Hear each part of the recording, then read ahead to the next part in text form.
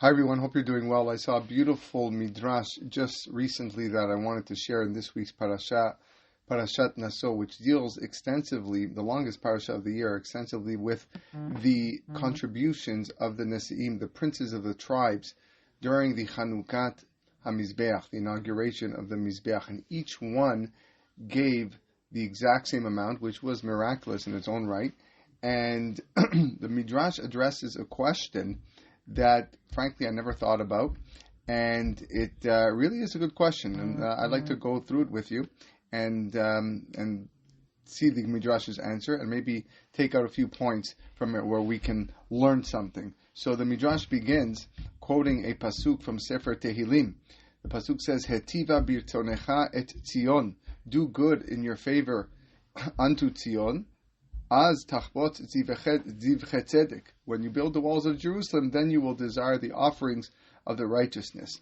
And the Midrash goes on to explain, Lefi sheba midbar, in the desert, ba'akamat hamishkan, when the Mishkan was erected, hikrivu lachanukat hamizbeach kim'ah.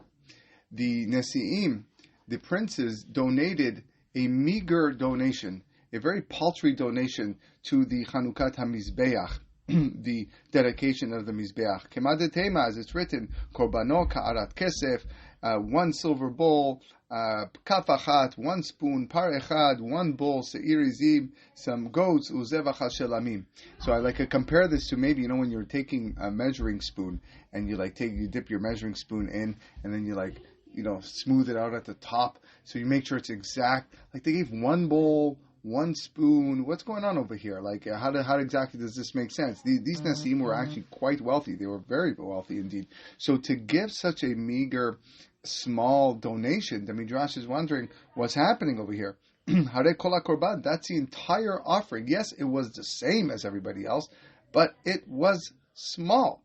So the Midrash says, "Lema davar domeh." What can we compare this to? Lemelech she'atza laderech. For example, we can compare this to a king. V'hayu mevim lefanav seuda lefi haderech ufi hapundak. And the attendant would bring him a meal appropriate for the road and appropriate for the hotel where he lodged. So, for example, you're going on a road trip, prepare some tuna sandwiches, some egg sandwiches, peanut butter and jelly, whatever it is. Now, for the king looks at this. Amar lahem hamelech, he tells his attendants, "Kachatem mechabdim li." Is this how you honor me? Is this the way you provide for me? Any melech, any sholeh b'malchut? Am I not a king? Do I not rule over the kingdom? Good point. What's going on? What kind of food is this? So Amru, they told him, Adonenu, our master. But derech anachnu, we are on the road. We are traveling on a little road trip. Ulfia derech, ulfia pundak ichnasnu lecha. And through, or by means of where we are, and because of where we are, we brought you a meal that is appropriate for the road and appropriate for the hotel. But when we arrive to the province, when we arrive to the palace, that's when you're going to see how much we're going to honor you. So the Midrash says, the same thing happened when the Midbar was erected in the desert. The tribal leaders, they gave a very small gift, a single bowl, a single spoon, a ladle, one bowl. That was their gift, very small. So God said, Kachu kevodi, is my glory thus? Is this all I'm getting? Amru lo, they answered, Ribon ha'olamim, Master of the worlds, Bamidbar, in the desert, Anu netunim, we are situated here. And we're giving you a donation based on how we are situated. We are in the desert, is what we have. But when you get to your palace, you will see how many animals we are going to bring before you. This is the meaning of that first pasuk that the Midrash quoted from Tehillim. Hetiva b'tzinocha Tzion tivnei chomot Yerushalayim. Do good in your favor unto Tzion. Build the walls of Jerusalem. When the walls of Jerusalem are going to be built, you're going to see Az tachbot zivche tzedek az yalu mizbechacha parim. You will see the bulls go up on your altar. Velo parechad. It's not just going to be one bull. It's bulls in plural. And of course, beken at motzei b'shlomo. That's exactly what happened with Shlomo HaMelech.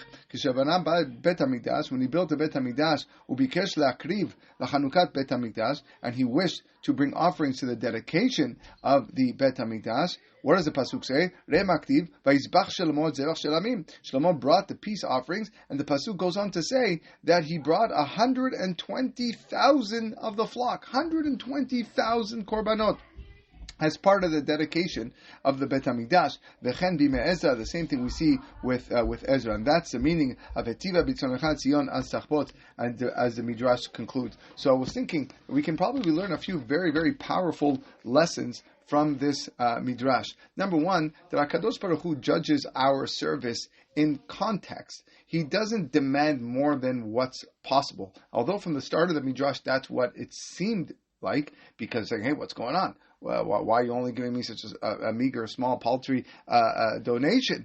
But after Bnei Yisrael explained, listen, this is what we have. We're in the desert. We can't provide more, but we are going to provide more in the future.